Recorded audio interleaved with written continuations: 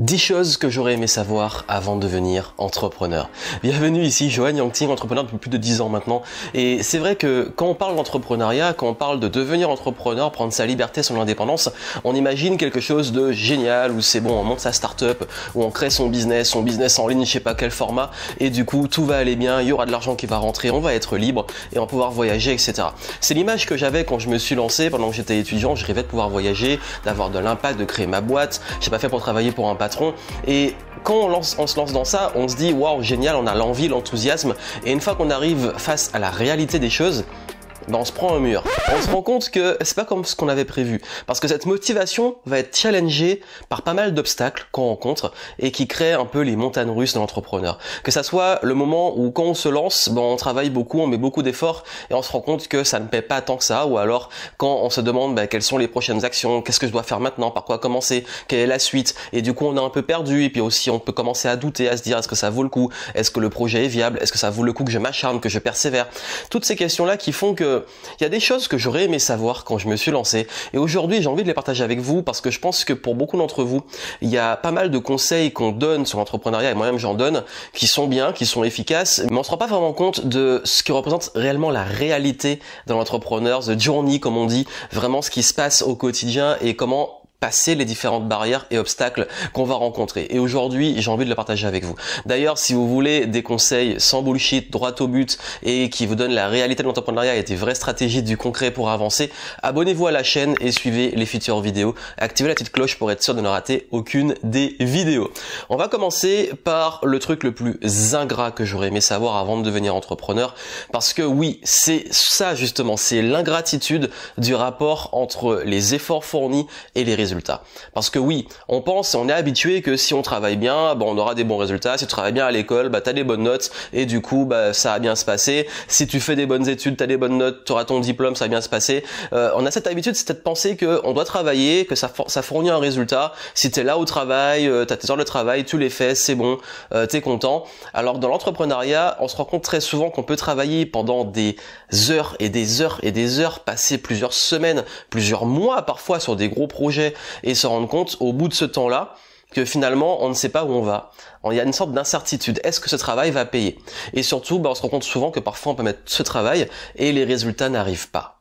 Et c'est très compliqué à gérer parce que quand on est tellement habitué et conditionné à se dire si je travaille bien j'aurai des bons résultats et que là je travaille bien, je fais tout ce qu'il faut et les résultats n'arrivent pas, on se pose des questions, on se remet en question, on perd en estime de soi, en confiance en soi.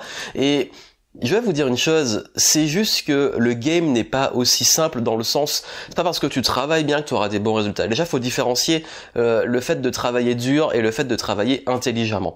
Oui, je suis quelqu'un qui ne va pas vous dire faut rien faire, tout va se faire facilement, ça doit être simple, c'est la méthode miracle, le raccourci, etc. Par contre, je reste persuadé d'une chose, c'est que ce qui fait vraiment la différence, c'est pas quand on cherche justement à s'acharner tous les jours, à avoir des journées ultra occupées et se vanter de travailler beaucoup. Ce qui fait la différence, c'est de se dire ok, si je travaille beaucoup, autant que ça soit sur les choses qui vont réellement avoir de l'impact. Ça veut dire travailler sur les bons leviers, travailler pour aussi s'entraîner dur. Je préfère dire s'entraîner dur que travailler dur pour devenir meilleur, pour devenir bon, pour développer des vraies compétences. Travailler aussi pour planter des graines, pour que on puisse développer une réputation, une stratégie, des choses qui font que ça va ramener de la clientèle, du business, parce qu'on parle d'entrepreneuriat. Et puis surtout, et ça c'est vraiment important et on le dit pas assez, je crois que la chose qui vraiment m'a été dit assez tôt et qui pour moi fait vraiment une grosse différence, c'est que faut pas chercher à travailler dur en faisant tout. Parce qu'on a aussi envie, en côté super-héros, je dois savoir faire ça, je dois savoir faire ça, je dois savoir faire ça. Je pense qu'il y a une part d'humilité et vraiment se mettre face au fait accompli que on ne peut pas tout savoir faire, ou en tout cas même si on sait beaucoup de choses, et les multipotentiels me comprennent, j'ai fait beaucoup de contenu sur la multipotentialité, qu'on en a plein de talents, plein de passions, et qu'on est bon dans pas mal de choses, ce qui est mon cas, on a envie de tout faire. Le problème c'est que la question n'est pas d'être bon dans tout, ou alors de devoir tout faire, la question c'est sur quoi on a vraiment envie de passer son temps, parce que si on fait tout, tout est fait à moitié ou tout est pas bien fait, on a surtout pas le temps de développer réellement son activité et surtout au bout d'un moment on peut se retrouver à se lasser et à avoir ce travail qui est acharné mais qui devient de plus en plus dur parce que ce travail il nous épanouit plus. Et ça, c'est quelque chose qui est vraiment important à comprendre. Ne cherchez pas forcément à travailler beaucoup plus dur, à travailler plus, cherchez à travailler plus intelligemment pour que quelle que soit la quantité de travail que vous fournissez, ça vous emmène sur le bon chemin. Ça demande d'apprendre, de pas réinventer la roue, de vous entourer, d'avoir des conseils d'experts. Si vous voulez justement qu'on échange et que je vous aide à avoir le recul que vous n'avez pas en termes d'expérience, en descriptif, vous avez des moyens d'avoir accès à moi ou des personnes que je recommande pour pouvoir travailler ensemble et vous aiguiller et vous donner de la clarté sur comment pouvoir utiliser votre temps et où mettre le focus pour la suite. Ce qui m'amène au deuxième point, qui est un point qui est pas souvent compris tout de suite, parce que quand justement je parle de travailler dur, on imagine que oui, si je travaille dur, j'aurai des résultats. Et quand j'ai ces résultats, je suis fier. Et il y a un truc qui se passe, c'est que ces résultats vont nous amener à du chiffre d'affaires ou peut-être de la reconnaissance des clients ou de la reconnaissance d'une audience. Et ça, c'est extrêmement gratifiant, c'est extrêmement glorifiant, ça fait plaisir, ça fait du bien, nous restons humains. Et je vais pas dire le contraire, forcément qu'on a fait un bon lancement, on a fait un bon chiffre, que j'ai des retours positifs et tout, ça fait du bien. Il y a un truc que j'ai remarqué parfois quand je parlais d'ingratitude, c'est que parfois on peut faire quelque chose dont on est vraiment fier, qu'on a bien travaillé, qu'on a bien développé, et on se rend compte que finalement le résultat n'est pas à la hauteur de ce qu'on voulait, mais que cette chose-là nous a fait plaisir à faire et surtout qu'on a beaucoup appris et qu'on s'est épanoui et qu'on est fier de ce travail. Je vais vous faire une confession, c'est que mes vidéos qui marchent le plus sur ma chaîne YouTube sont pas celles dont je suis le plus fier, ce sont celles qui marchent le moins bien, c'est con, c'est bête. Ce sont certains de mes vlogs que j'ai fait, que ça soit mon road trip en Californie, que ça soit j'avais fait un vlog où j'ai raconté toutes des galères que j'ai vécues pendant un road trip. Tout ça, quand moi-même ces vidéos-là, j'étais fier de les faire, j'étais content de les faire. Elles ont pas super bien marché, mais c'est pas grave parce que au fond de moi, je suis content d'avoir fourni ce travail. Donc, ne cherchez pas tout le temps. C'est important les résultats certes, mais il y a la part aussi de fierté et d'être content simplement d'avoir fait une œuvre. Ça peut être en produit, un service, en contenu, peu importe, parce que pour moi c'est de la création, donc c'est votre œuvre, c'est votre bébé à vous, et d'être simplement fier déjà parce que quel que soit le résultat qu'il y aura derrière, le fait d'être fier permet justement de pas être déçu. Parce que oui, si on n'est pas forcément très fier de son truc, bon, on se dit, bon, j'ai fait ce qu'il fallait faire, j'ai été pro, j'ai fait le taf, je suis pas non plus ultra fier de ce que j'ai fait, mais je suis content d'avoir fait de mon mieux, et le résultat est à la hauteur. C'est ok, on est content. Pas plus que ça. Et là, c'est à l'inverse, on a beaucoup bossé et qu'on n'a pas de résultat, on va très vite être complètement déçu et on n'aura même pas ce truc auquel s'accrocher de fierté. Donc, faites pas juste les choses pour les résultats, faites aussi des choses dont vous êtes fiers. Et c'est ça qu'aujourd'hui, je ne publie plus un contenu, ou je lance plus un produit, ou je ne fais plus un projet sans me dire, quoi qu'il arrive, je suis fier de ce que j'ai fait et je focalise sur le process et le plaisir de faire quelque chose plus que le résultat, même si ce résultat est important.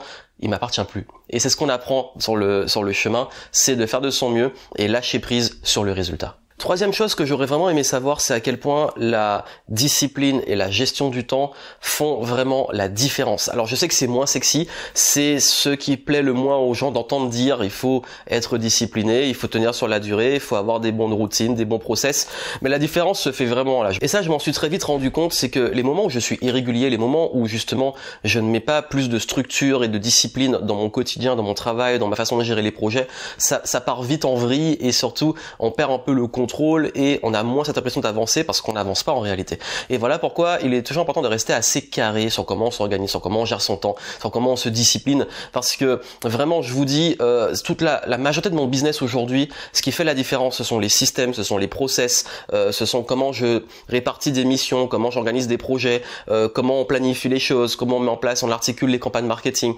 Tout ça, c'est de la gestion du temps, c'est de l'organisation, c'est aussi de la gestion de projet, de la conduite de projet, mais c'est également aussi beaucoup de la discipline de mettre en place des choses régulières et des choses assez carrées pour avancer. Gérer son business que au feeling, que à l'intuition, ça c'est pas viable sur le long terme parce que vite on peut perdre le fil de choses ultra importantes, sachant que la majorité des indicateurs clés de performance dans votre business sont des données très souvent scientifiques, et ces données scientifiques il faut jamais les oublier, il faut les regarder, et ça demande de la rigueur, de la discipline, ou en tout cas d'avoir quelqu'un dans l'équipe qui a cette rigueur et cette discipline si vous l'avez pas et que vous voulez juste rester créatif, intuitif, etc. Mais ça c'est important d'avoir l'équilibre entre les deux, comme je l'ai dit avant, sur votre ressenti, la fierté, suivre votre intuition, avoir de l'épanouissement, mais également d'avoir des choses très terre à terre, très structurées, très rationnelles, très logiques, très scientifiques, qui permettent justement de faire avancer le business, parce que quand il s'agit d'argent, il s'agit de chiffres et il s'agit donc de mathématiques. Maintenant, on va parler d'un petit regret que j'admets avoir eu et que j'ai pu avoir plusieurs fois, c'est qu'il y a plein de choses qui n'ont pas tant d'importance qu'on le pense. Très souvent dans le business, on accorde beaucoup d'importance à pas mal de choses qui ne sont pas si importantes que ça. Pourquoi? Parce que j'ai pu ruiner peut-être des moments en voyage ou des moments avec d'autres personnes, parce que j'étais en train de me prendre la tête sur un problème dans le business qui n'allait pas, que j'ai ramené à la maison, dans un cercle social, que j'étais peut-être en voyage et il y a un moment, il y a un gros problème, un site qui plante ou ça marche moins bien que je voudrais et du coup je me prends la tête au lieu de profiter et régler ça quand je rentre. Il y a plein de choses comme ça où j'avoue, on pense qu'il y a des choses, ou même par exemple des haters ou un client qui va vraiment être ultra relou, ça arrive, qui va vous mettre des bâtons dans les roues, les choses comme ça. Et quand on se rend compte que avec le recul c'était pas si important, ça a été réglé, on est passé à autre chose, tout le monde est passé à autre chose, on se dit mais pourquoi j'ai gâché mon énergie et mon temps dessus? Ce qui fait qu'avec le temps j'ai appris et développé une règle qui est la règle des 5. Ça veut dire que si ça n'aura pas d'importance dans 5 ans, je ne passe pas plus de 5 minutes. Ça veut dire que souvent on a tendance ça c'est très fréquent, à s'inquiéter de problèmes qui sont actuels ou qui vont arriver dans un peu de temps, et tellement s'inquiéter du problème que si c'est après, on vit le problème et on l'amplifie, on souffre, on fait souffrir notre physique, notre âme, notre état d'esprit par rapport à ce problème, alors que quand on sera face à ce problème, on va le résoudre. Par exemple, c'est déjà arrivé que je sache que sur un lancement, il y a eu un problème sur le produit et qu'il y aura des mauvais retours, que le truc est déjà lancé, les mails sont partis, mais je me dis bon c'est pas grave, tout de suite là je peux rien y faire à part m'excuser et ensuite corriger dès que le lendemain on met en place le tournage, les trucs, on rattrape les fichiers et il n'y a pas de problème. Et en fait souvent on a tendance à amplifier les problèmes ou à les vivre en avance, en différé et pas être focalisé sur la résolution et surtout organiser, discipliner la résolution du problème. De même que parfois on peut se laisser impacter par le business, par des clients, par des prospects, par des choses qui se passent dans le business à des moments de notre vie qu'on pourrait plus profiter, alors que finalement ce problème il sera résolu quoi qu'il arrive. Donc ce que j'ai envie de vous dire ici, n'accordez pas trop d'importance même à votre business. C'est bon, on joue pas nos vies, on n'est pas à la guerre, on n'est pas non plus. Je sais que ça fait peur, c'est notre bébé, c'est notre projet, c'est notre business, ça peut être notre source de revenus principale et du coup, il y a une attache émotionnelle, mais très souvent. La majorité des choses sont résolues, avance, faites-vous confiance et surtout ne gâchez pas les moments de vie, l'instant présent comme on dit, parce que ça vous pourrez pas le récupérer, vous pouvez pas le revivre, alors que le business ça se règle, ça évolue, ça change. D'ailleurs il y a un des conseils que je vais vous donner après qui va parfaitement en fait illustrer ça. J'aurais également aimé qu'on me dise d'arrêter de lutter contre la psychologie humaine. Vous savez, je suis quelqu'un qui a vraiment toujours envie de bien faire. J'ai vraiment envie de bien faire, ça veut dire que j'ai vraiment envie d'aider mes clients. Je pense que ça se sent, je peux le dire, il y en a qui vont dire « ouais, c'est bon, t'es juste un marketeur ». Voilà, ils disent tout ça. En fait, je le dis parce que c'est une vraie intention, après à vous de juger, mais je pense qu'on me le dit suffisamment, mes clients le disent, et je vous le dis de façon transparente, c'est ce que je ressens en tout cas, après à vous de le croire ou pas, que j'ai vraiment envie d'aider les gens, j'ai envie de faire de la qualité, et quand c'est pas au niveau espéré, que le client a peut-être pas autant apprécié que j'aurais aimé, etc., je vais toujours me remettre en question, améliorer les choses et continuer à progresser. Ce qui fait que j'ai ce truc quand même de toujours vouloir faire de mon mieux et toujours vouloir aider mes clients. Il y a un truc, c'est que quand on fait du marketing, quand on fait de la vente, on se rend compte que c'est pas toujours ceux qu'on sait qui sont bons pour les gens qu'ils ont vraiment envie d'acheter. Ça veut dire que quand je vous parlais de la discipline, de tout ce qui est la discipline, la structure, les process, ce qu'il y a derrière la motivation et pas juste la motivation, être motivé. Les gens veulent être motivés, mais ils veulent pas tout ce qu'il y a derrière et qui va avoir cette motivation, c'est-à-dire la discipline et le fait de se mettre en mouvement. J'ai fait une vidéo avant celle-ci où j'expliquais tout ça en détail et j'ai vraiment expliqué pour que la motivation ne vient pas de c'est bon, j'ai un hack pour me motiver et super, et elle vient avant tout d'une capacité à se mettre en mouvement, à se discipliner, à se faire parfois souffrir un petit peu pour que ça avance, et ça fait moins rêver. Et c'est comme, j'ai donné l'exemple qui a parlé à tout le monde en séduction, peut-être que les gens, surtout les hommes, veulent des punchlines toutes faites pour pouvoir les draguer dans la rue et pouvoir avoir un numéro ou je sais pas, aller plus loin, alors qu'en réalité, ce dont ils ont vraiment besoin, c'est de confiance en eux, c'est d'être eux-mêmes à leur meilleur niveau et un meilleur reflet d'eux-mêmes, c'est d'avoir une bonne attitude, etc. Mais ils préfèrent, et ce qu'ils veulent, c'est d'avoir des petits hacks comme ça qui vont fonctionner à recopier. Dans le business, c'est pareil, il y en a beaucoup qui préfèrent avoir un business en kit, un business en ligne, fais comme ça, deviens coach, crée ton business en ligne, fais du MLM, fais du dropshipping, c'est comme ça, plutôt de se dire vraiment, je crée un business qui a du sens pour moi, je vais me creuser la tête, aller vraiment créer une offre qui me correspond, etc. Parce qu'en fait, il y a ce que les gens veulent et il y a ce dont ils ont besoin. Et le marketing et la vente, quand on lutte contre la psychologie humaine, c'est qu'on veut absolument se forcer à faire comprendre aux gens que c'est ça qu'il leur faut. Et je sais que beaucoup d'entre vous, et moi aussi, à l'époque, et parfois aujourd'hui je tombe dans le piège, on peut se casser les dents dessus. C'est qu'on veut tellement lutter contre la psychologie humaine, contre ce que les gens veulent, ce qu'ils consomment, leur façon de faire, qu'on peut se faire du mal et se dire pourquoi mon produit marche pas, pourquoi mon offre marche pas, juste parce qu'on est trop entêté à vouloir les convaincre. Donc là, vraiment dessus, c'est vraiment une grosse leçon plus axée vente et marketing. Creusez-vous plus la tête sur ce que les gens veulent, vendez-leur ce qu'ils veulent et donnez-leur ce dont ils ont besoin. Et ça, c'est un petit équilibre que j'enseigne dans mes formations sur la vente et le marketing, mais que j'aborde aussi avec mes clients de l'accompagnement. C'est un équilibre, une compréhension qui crée et qui permet de ne plus être frustré. Combien sont frustrés parce qu'ils veulent réinventer la roue, ils ont pas envie de faire le marketing qui fonctionne. Et encore une fois, un marketing qui fonctionne peut se faire de façon alignée. Je ferai sûrement un live dessus, ou alors il aura été fait, je sais pas, quand vous verrez ça. Si ça a été fait, allez voir sur ma chaîne YouTube, je ferai un live sur les mauvaises et les bonnes pratiques marketing. Mais quoi qu'il arrive, comprenez que si vous faites de la vente et du marketing et que vous mettez en avant vos produits, vos services, etc., comprenez toujours la psychologie humaine, ne cherchez pas à la réinventer, à la refaire. Et plus vous comprenez les biais cognitifs, la psychologie du marketing, de la vente, etc., mieux vous arrivez à surfer dessus plutôt que d'aller contre les courants, sinon vous allez vous casser les dents, vous épuiser et devenir vraiment frustré. J'aurais vraiment aimé qu'on me le dise parce que ça, on l'apprend sur le terrain et surfer sur la psychologie humaine plutôt que de chercher à lutter contre, ça fait vraiment une grosse différence. J'aurais vraiment aimé qu'on me dise à quel point il est important de ne pas dépenser son argent. Je sais pas, ça paraît bête, mais l'éducation financière, la vraie. Parce que j'ai peut-être fait des bêtises à mes débuts, dans la vingtaine, on a envie de voyager et tout, et j'ai peut-être trop utilisé l'argent que je gagnais, et en gagnant bien ma vie, pour peut-être acheter des conneries, des geekeries, voyager, et puis peut-être parfois, à certains moments, peut-être, je pense, surtout à mes 25 ans, etc., peut-être vivre au-dessus de mes moyens. Après, j'ai toujours réussi à ramener ça au bon standard. Je vais vous expliquer justement pourquoi le concept de standard.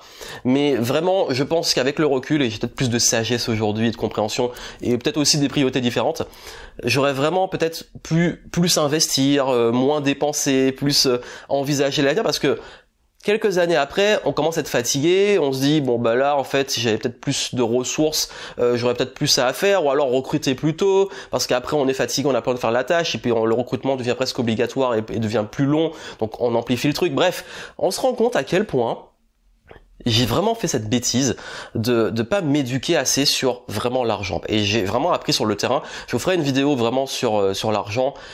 Abonnez-vous si vous voulez la suivre. À quel point, et ça je vous dis vraiment c'est ultra important, comprenez-le très tôt, devenir riche et s'enrichir, ce n'est pas juste une question de gagner beaucoup d'argent et de créer des revenus passifs, etc.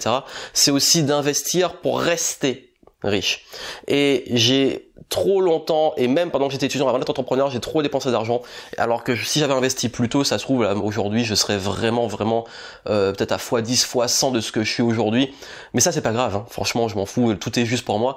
Mais je me dis ouais, il y a des fois peut-être des trucs où j'aurais peut-être à moins travailler, peut-être, même si j'adore ça. Bref, on se pose des questions. Après les et si, on n'est pas pour ça, mais maintenant aujourd'hui je me rends compte à quel point mieux gérer son argent, mieux investir, etc., ça fait la différence. Aussi, sachant que c'est une question de standard. L'argent, les limites financières sont liées à 1. Vos connaissances, 2. Vos standards, 3. Vos croyances. Ça veut dire vos connaissances, à quel point vous êtes éduqué. En business, tous les paliers financiers que j'ai passés, c'était des stratégies que j'ai appris, ou sur lesquelles je me suis formé, que j'ai testé, que j'ai évolué, que j'ai confronté, etc. Ensuite, en termes de tout ce qui est standard, forcément, plus vous gagnez plus vous avez des standards élevés et plus ça devient des standards normaux. C'est comme, je dis, le premier palier de gagner sa vie avec son business, c'est un standard. Ensuite, beaucoup restent coincés au standard où ils ont un salaire pour vivre. Après, il y a un standard qui arrive peut-être à 5 000 € par mois de chiffre d'affaires, ensuite à 10 000 € de chiffre d'affaires, ensuite à 30 000, 50 000, 100 000, bref. Il y a toujours ce truc, en fait, on passe des caps, et une fois qu'on a passé ce cap, ça devient un standard. Ça veut dire que si on n'a pas atteint ça, bon, on a fait un mauvais mois, alors que si on prend du recul sur l'échelle de son business, on se dit, ouais, mais en fait, avant, tu faisais beaucoup moins. Par exemple, je pourrais dire aujourd'hui, si je fais un lancement et que, je sais pas, sur ce lancement, on On fait pas des dizaines de milliers d'euros. Je parle en lancement sur une petite liste, un petit produit, parce que moi je fais pas des super lancements comme on voit. Moi c'est vraiment laissé sur toute l'année en evergreen. Mais je me dis, ouais, en fait à l'époque tu lançais un produit, tu faisais 2000, 3000 euros, t'étais content. Alors qu'aujourd'hui si tu fais 20 000, 30 000 euros, t'es pas content. Enfin, tu vois, il y a un rapport. Alors que si tu prends du recul, tu te dis, vois l'évolution sur le long terme. Donc, voyez votre progression sur le long terme et comprenez que l'argent, c'est une question de standard, de connaissance, de stratégie, et que plus vous allez réussir à les maîtriser, plus vous allez réussir à avancer, progresser et comprendre les choses. Et mon business s'est beaucoup débloqué sur des compétences que j'avais pas, des connaissances que j'avais pas. Donc, restez toujours un éternel étudiant, c'est ultra important. Parfois, juste se taire, écouter, observer, apprendre, c'est ultra important quel que soit le niveau. J'aurais aimé aussi qu'on me dise que mes problèmes internes ne sont pas résolus en ayant justement des accomplissements externes. On se dit, bah ok, une fois que j'aurai atteint telle notoriété, j'aurai tant de followers, j'aurai tant de résultats, tant de choses, ma vie va changer, mes problèmes seront résolus, j'aurai plus peur, j'aurai plus ceci, cela. Vraiment, quand je vous parlais d'argent avant, en fait, l'argent n'est qu'un amplificateur et tous vos problèmes que vous avez déjà vont juste s'amplifier. Si vous avez des problèmes de besoin de reconnaissance, vous en aurez de plus en plus. D'ailleurs, c'est triste, on en voit chez certains qui ont des grosses audiences mais qui ont toujours besoin de sentir d'être aimés, qui le moins de haters, ils pètent un câble. Qui ont toujours besoin de se justifier et ça amplifiait les choses, toujours besoin de prouver, regarder mon train de vie, etc. Même j'ai pu tomber dans ça par moment. En fait, il y a ce truc, quand vous avez des problèmes avec vous-même et quand vous avez un problème de rapport à vous et aux autres, votre business va pas les résoudre.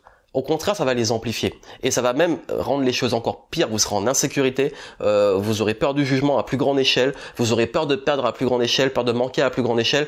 Donc ne recherchez pas des résultats externes en vous disant dès que j'aurai atteint tel palier, ça va résoudre mes problèmes, surtout mes problèmes internes. Plutôt vous focalisez sur comment résoudre ces problèmes dans le temps et évoluer avec, et vous allez voir que ça permettra d'amplifier les choses. Comme je dis souvent, l'argent ne change pas les gens, l'argent révèle les gens. Révèle qui ils sont vraiment. Comme l'argent ne résout pas tous les problèmes, il en résout plein mais il ne résout pas tous les problèmes parce qu'il ne résout pas les problèmes que vous avez vraiment en vous. Et ces problèmes internes, il faut les régler. Alors oui, avec de l'argent, on peut trouver un bon coach, un bon thérapeute, un bon psy, mais ça n'empêche pas que ce travail-là, on peut le faire même sans et que surtout, rien d'extérieur va corriger vos problèmes à l'intérieur. Et ça, vous l'aurez toujours. Et beaucoup des paliers aussi que vous allez passer, ça va se travailler à l'intérieur sur vous, travailler sur soi. C'est toujours très important de s'en rappeler. J'aurais aimé également qu'on me dise que mon business sera toujours cassé. On cherche la pérennité ultime, que hop c'est bon, revenu passif, ça marchera toujours, etc. En fait, faut considérer que son business est toujours voilà, en équilibre et que même quand il marche très bien, tôt ou tard il y a un truc qui va changer dans l'environnement, dans le contexte. On l'a vu avec la crise depuis 2020, on l'a vu avec les crises précédentes, on l'a vu aussi que parfois YouTube, Facebook, etc. peut arrêter vos pubs ou détruire votre chaîne YouTube ou changer d'algorithme, etc. On l'a vu aussi pour le référencement sur Google. Bref, votre business va toujours être en danger. Il y aura des nouveaux concurrents, des nouveaux usages, des nouveaux formats. On l'a vu dans plein d'industries avec les taxis versus les VTC. On l'a vu avec maintenant les livraisons, etc. Bref, il y a plein de choses qui se font, qui évoluent, qui font que des métiers disparaissent, des pratiques disparaissent, d'autres apparaissent et que vous devez toujours rester proactif et comprendre que votre business n'est jamais fini. Et du coup, en fait, c'est de la navigation.